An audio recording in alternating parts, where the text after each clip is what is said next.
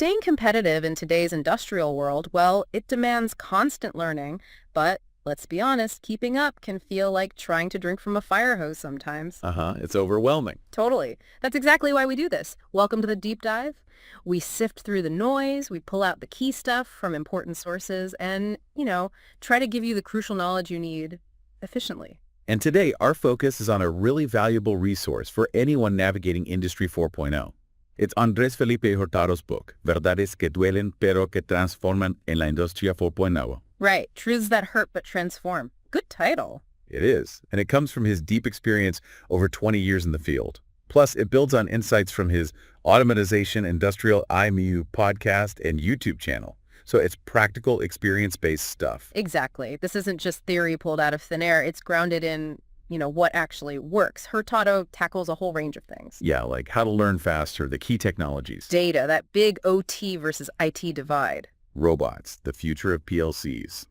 Lots to unpack. So our mission here, for you, the learner, is basically to give you a shortcut through this complex landscape. We want to pull out actionable insights, maybe a few surprises, without the information overload. Sound good. Sounds like a plan. So the book kicks off with a statement that might make some people pause. Tienes un ritmo de aprendizaje lento. You have a slow learning pace. Ouch. Okay, but wait, before you get defensive. Exactly. What's interesting is he's not necessarily saying you are inherently slow. It's more subtle than that. Right. Okay, so let's dig into this. Hurtado's point isn't really about your clock speed, is it? It's potentially about the method you're using. Precisely. He's a big advocate for podcasts, actually, as a really fast, accessible way to learn from experts. And fun fact, this book actually came out of, 47 episodes of his own podcast? That's right. Which kind of proves this point, doesn't it? Think how much you can absorb while you're commuting or doing chores, whatever. Yeah, it's efficient. And he doesn't just vaguely say, listen to podcasts. He gives specific examples of topics he tunes into. IoT, that's the Industrial Internet of Things. Okay. Edge computing, digital twins, and RPA, robotic process automation. So it's a targeted list for anyone wanting to get up to speed on Industry 4.0. So the key takeaway here, really, the learner, is if you feel like you're lagging behind, maybe it's time to explore some podcasts, specifically focused on the Industry 4.0 areas you care about. Yeah, like having an expert feed delivered right to your ears. Okay, good start. Then the book moves on to this idea, ya dominas una y solo una tecnología habilitadora. You already master one, and only one, enabling technology. Which naturally leads to the question, what are these enabling technologies he's talking about in Industry 4.0? Fair point. He lays them out pretty clearly. IoT, IoT, AI, big data and analytics. AR/VR, augmented and virtual reality. Collaborative robotics, additive manufacturing, 3D printing, basically. RPA, again, digital twins, cybersecurity, and blockchain. It's quite a list. Shows how broad this field is. Definitely. But what's really insightful here isn't just listing them off. It's his emphasis on mastering one before you try to tackle the next. Ah, okay. So go deep, not wide. Exactly. And by mastery, he means really understanding the tools, the tech behind them, the services out there. And this is crucial, having hands-on experience putting it to work in the real world. Practical skills, not just book smarts. Right. He warns against spreading yourself too thin, ending up knowing a little about a lot, but not enough to be truly effective. And he walks the talk, doesn't he? He shares his own path. He does. Started with IoT, then moved to edge computing, then RPA, and now he's digging into digital twins. It's very methodical. So for you, the learner, wondering where to start, his advice. Align it with what you already do, your professional experience, and what actually interests you. His background was industrial automation. He loved industrial protocols. So IIoT and that OT-IT convergence was a natural fit for him. Makes sense. So the main message here is, don't get overwhelmed trying to learn it all at once. Pick one enabling technology that fits your background or sparks your interest, and really focus on getting practical skills there. Build that solid foundation first. Well said. Then the next truth shifts focus to something incredibly valuable. El oro del presente son los datos. The gold of the present is data, not the future, the present. That's a big statement, especially coming from someone with his background, right? Years programming PLCs, dealing with the hardware side of things. Absolutely. For him to now say the real value is in the data, well, that tells you something. He's clear, though, raw data on its own isn't worth much. Right, it needs context, analysis. Exactly. It's when you collect it effectively, analyze it, and actually apply it that it becomes gold. for decisions, optimizing processes, even finding totally new business opportunities. And this shift means you need different skills now, too. Definitely. Skills in data analysis, spotting patterns, Yep. trends, good data visualization, knowing how to use machine learning tools. These are becoming core skills in Industry 4.0. And he practices what he preaches. He mentions his current projects always start with capturing and storing data meticulously. Yeah, that data becomes the foundation for building tools and platforms that, as he puts it, exploit the data to create new software-based services that add real value. So the takeaway for you, the learner, understanding data leverage isn't just for data scientists anymore. It's becoming fundamental no matter your specific role in Industry 4.0. Couldn't agree more. Now, speaking of technical domains, let's tackle another key distinction he makes, OT versus IT. No debes confundir tio con TI. Don't confuse operational technology with information technology. This is foundational stuff. OT, operational technology, that's the world of the plant floor, industrial processes, think sensors, controllers, machines, the physical stuff. Yeah, the hardware. Right. And IT, information technology, that's more about data management, network software, databases, the traditional computing side. For ages, these were pretty separate worlds, different priorities, different cultures sometimes. Totally. He even admits coming from OT, the IT world wasn't always, top of mind for him.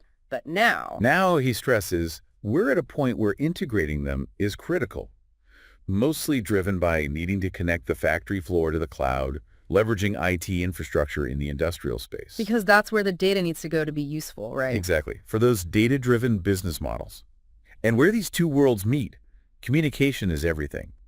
He highlights a few key protocols, not just for tech reasons, but for business relevance and how widely they're used. Okay, so what are the essential languages we need to know for this OTT conversation? For the OT side, he really emphasizes MODBUS, both RTU and TCP versions. Got it. MODBUS. Then, for connecting IT systems to the physical hardware, he points to MQTT. MQTT, okay.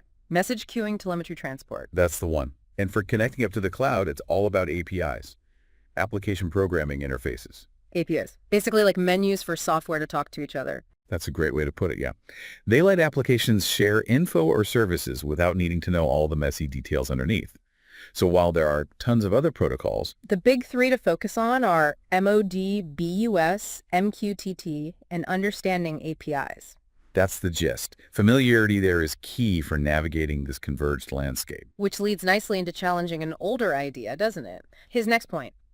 Es imposible integrar todos los protocolos de TO y de TI. It's impossible to integrate all OT and IT protocols. Right. He argues that, look, maybe that was true back in Industry 3.0.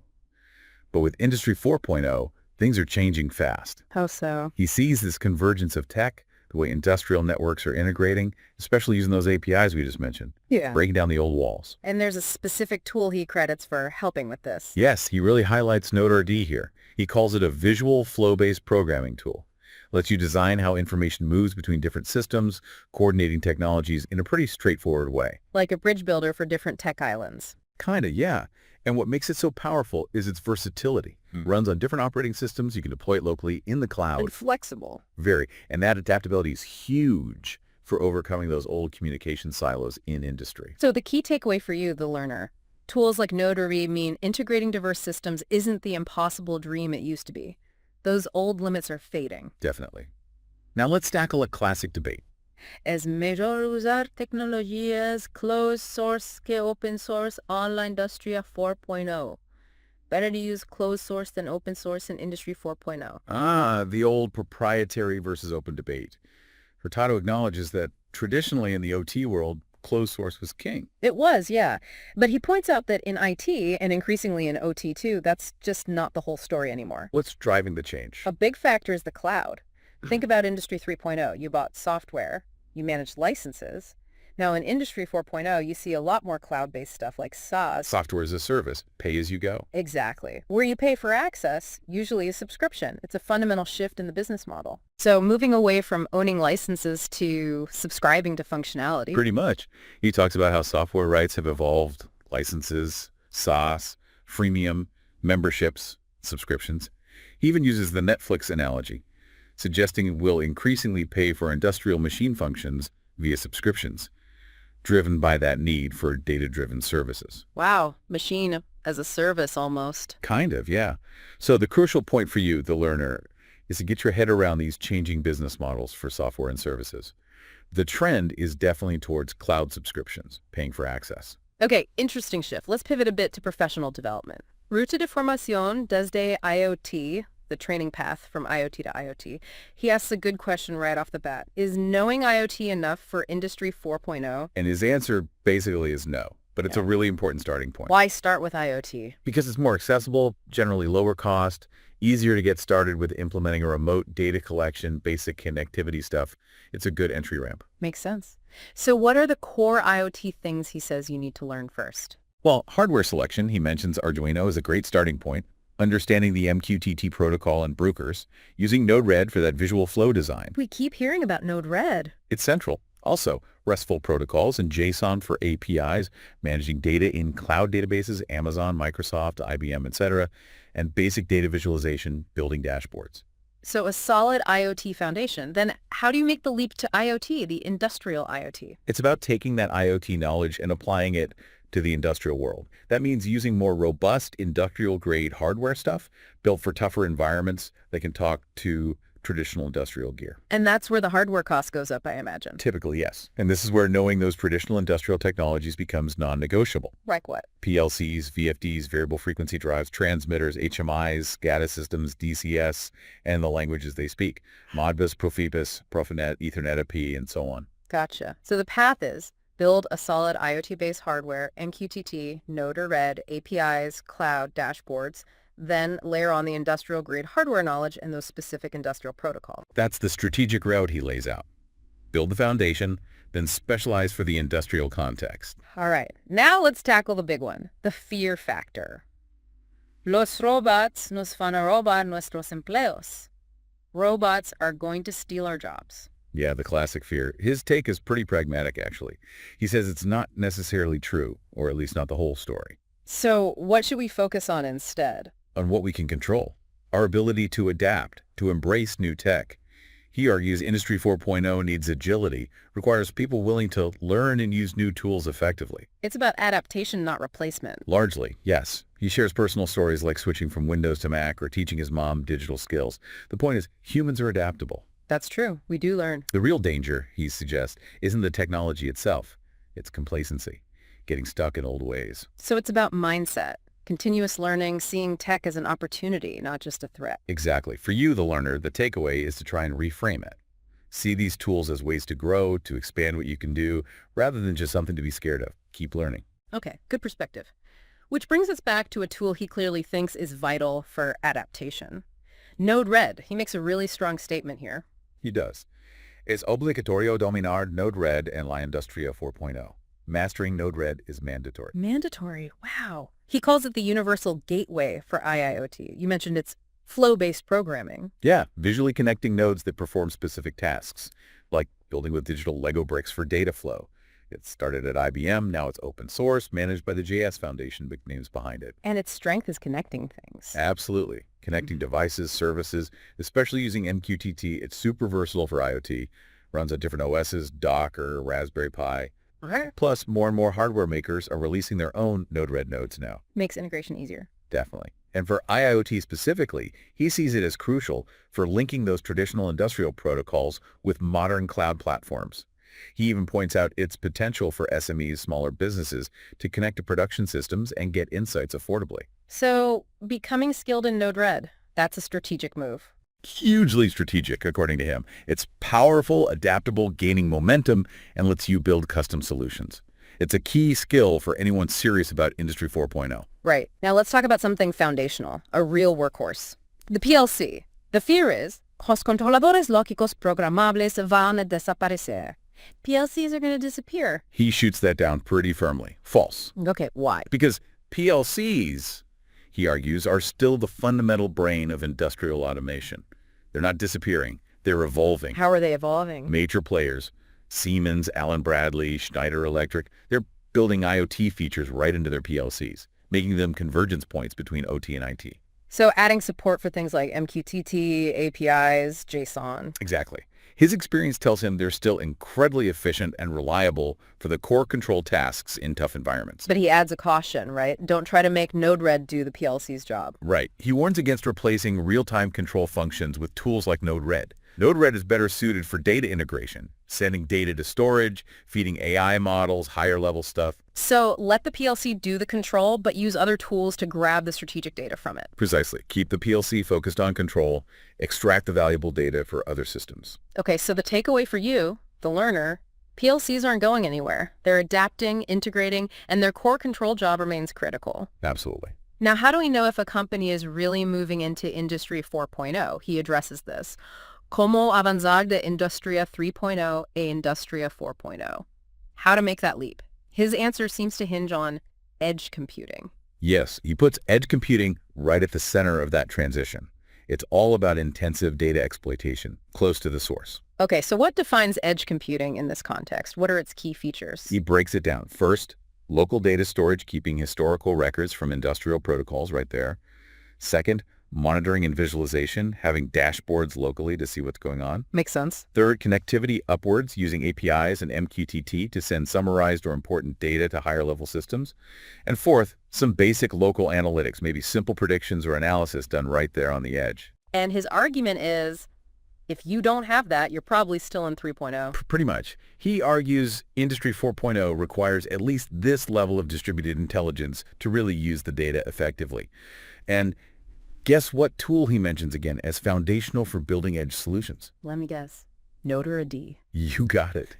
Because of its flexibility in connecting things and processing data flows locally. And the payoff for implementing edge. Huge potential. He talks about interacting with machines using natural language via AI, getting updates on WhatsApp or Telegram, automating workflows with RPA, all enabled by that solid edge foundation. So the message for you, the learner. Building out an edge computing infrastructure isn't just nice to have. It's a fundamental step to get from 3.0 to 4.0 and unlock data's value. Couldn't have said it better. Okay, next up he introduces something called La Trilogia in IoT. The IoT trilogy sounds important, like a core toolkit. It is. He presents these three as essential data management tools for IoT. Node or D, Of course. InfluxDB, and Grafana. Okay, we know Node-RED is for connectivity and flow. What about InfluxDB and Grafana? What do they do? InfluxDB is a specialized database designed specifically for time series data. Think constant streams of measurements over time from sensors, machines. IoT generates tons of this. InfluxDB is built to handle it efficiently. Okay, so database for timestamp data and Grafana. Grafana is the visualization and analysis piece. It connects to data sources like InfluxDB and lets you build really powerful dashboards. You can monitor things in real time, set up alarms, track APIs, basically make sense of all that data visually. It's often that first crucial step in analyzing what's going on. And this trio works for both regular IoT and the heavy-duty IoT stuff. Yeah, because the principles apply broadly. The main difference is usually the type of hardware feeding the data in consumer grade for IoT, industrial grade for IoT. So the takeaway, getting familiar with Node-RED, InfluxDB, and Grafana gives you a really powerful stack for handling and understanding industrial data. A very strong foundation, yes. All right, let's shift to AI, which is everywhere now. He tackles a specific myth. ChatGPT no se puede usar en la industria. ChatGPT can't be used in industry. But he flat out says, nope, that's false. He's actually exploring a couple of really interesting industrial uses himself. Oh yeah, like what? First, creating digital replicas of experts. Imagine training an AI on all his knowledge, his podcasts, videos, notes, so it could answer technical questions instantly via chat platforms like Telegram or Discord, like rapid virtual consulting. Wow, an AI expert clone. That's potentially amazing. What's the second idea? Even more direct interaction with machines. Training an AI on machine manuals, maintenance logs, performance data, so you could just ask the machine, how are you running, or what was your last maintenance, and get an instant answer. Talking to your machines, literally. Yeah. So the big picture for you, the learner, don't dismiss tools like ChatGPT as just consumer toys. They have real potential to change how we access expertise and even interact with industrial equipment. Definitely something to watch. Okay, finally, he tackles a really critical issue for everyone in this field. Estamos libres de la obsolescencia digital profesional. We are free from professional digital obsolescence. And his immediate reaction is, no, Creo, I don't think so. a blunt reality check. He's not just talking about outdated phones, right? Not at all. He means professionals, people, becoming outdated because they fail to keep up their skills and knowledge in the face of rapid tech changes. What are the warning signs, according to him? How do you know if you might be heading towards obsolescence? He lists a few things, like still relying only on old-school job hunting methods, seeing social media purely as entertainment, not a professional tool, not using personal knowledge management tools beyond Google. He mentions things like Evernote, Notion, OneNote. Okay, what else? Being unfamiliar with AI services like ChatGPT or SaaS models, not using cloud services effectively or automation tools in your own workflow, things like Zapier or Making. Food for thought there. But he offers solutions too, right? It's not all doom and gloom. No, definitely not. He stresses seeking out mentors, using resources like Podcast Surprise, and platforms like LinkedIn actively for learning and connecting.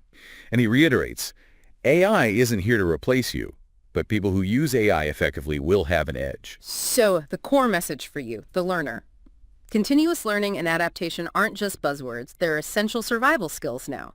You've got to embrace new tools, seek out knowledge, and actively manage your professional development to stay relevant.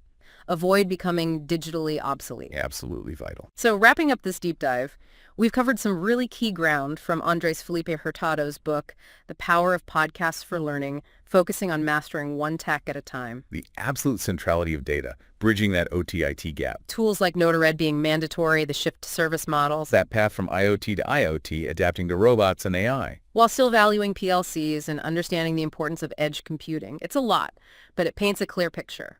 It really does. Which leads us to that final thought for you, the learner. Reflect on which of these truths really hit home for you. Which one made you pause or nod along? And then maybe think about one small, concrete step you could take today to explore that area more. Could be subscribing to a podcast he mentioned, or just Googling one of those enabling technologies. Or maybe downloading Notared and just playing around with it for an hour. Exactly. The journey of learning in Industry 4.0 never really stops, does it? Your active participation, your curiosity, that's what keeps you ahead.